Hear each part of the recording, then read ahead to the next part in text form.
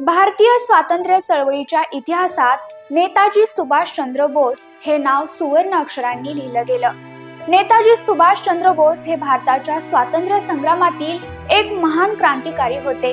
अर्थातच भारतीय स्वातंत्र्य लढ्यात आपलं सर्वोच्च बलिदान त्यांनी दिलं। त्यामुळेच त्यांची राष्ट्रभक्ती, धैर्य आणि दूरदृष्टी यामुळे ते आजही भारतीयांच्या हृदयात जिवंत आहेत। आज नेताजी सुभाषचंद्र बोस यांची 129वी जयंती। याच निमित्ताने आपण त्यांच्याविषयी काही खास गोष्टी जाणून घेऊयात। नमस्कार, मी निकिता पाटील, तुम्ही पाहताय रुतम मराठी। नेताजी सुभाषचंद्र बोस यांचा जन्म 23 जानेवारी 1897 मध्ये ओडिशामधील कटक शहरात झाला। सुभाषचंद्र बोस हे देशभक्त तर होतेच, परंतु ते अभ्यासातही तितकेच हुशार होते।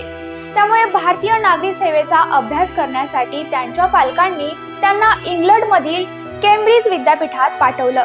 त्यानंतर बोस यांनी 1920 मध्ये नागरी सेवा परीक्षा पास केली। पुढे बोस यांनी स्वातंत्र्य चळवळीत काम करायला सुरुवात केल्यानंतर त्यांनी भारतीय काँग्रेस पक्षात प्रवेश केला। 1938 मध्ये ते काँग्रेसचे अध्यक्ष झाले।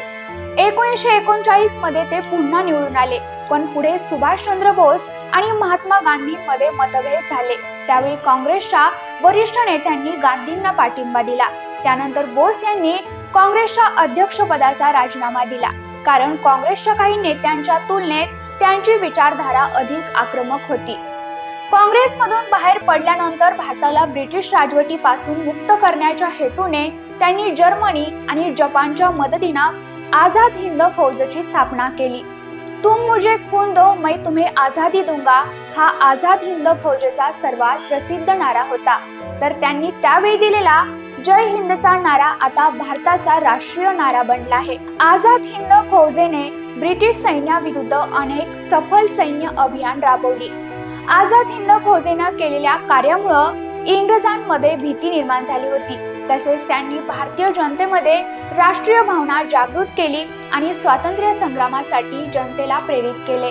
महात्मा गांधींच्या अहिंसावादी मार्गाच्या विरोधात सुभाषचंद्र बोस यांनी आक्रमक मार्ग अवलंबल्यामुळे ब्रिटिशांना भारतातून परत पाठवण्यास त्यांची महत्त्वपूर्ण भूमिका आहे असं मानलं जातं। पुढे बोस यांनी 3 मे 1939 ला फॉरवर्ड ब्लॉक नावाचा पक्ष स्थापन केला।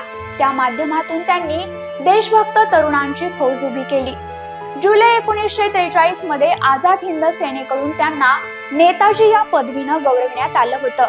18 ऑगस्ट 1945 रोजी तायवान जवळ एका विमान अपघातात त्यांचा मृत्यू झाला असं मानलं जातं, परंतु त्यांच्या मृत्यूबाबत अनेक संशय निर्माण केले गेले, कारण हा विमान अपघात घडल्याचा कोणताही पुरावा उपलब्ध नाही। त्यामुळे 18 ऑगस्ट 1945 रोजी बोस कसे व कुठे बेपत्ता झाले, तसेच त्यांचं पुढे नक्की काय झालं हे भारताच्या इतिहासातील सर्वात मोठं अनुत्तरित रहस्य बनलं आहे।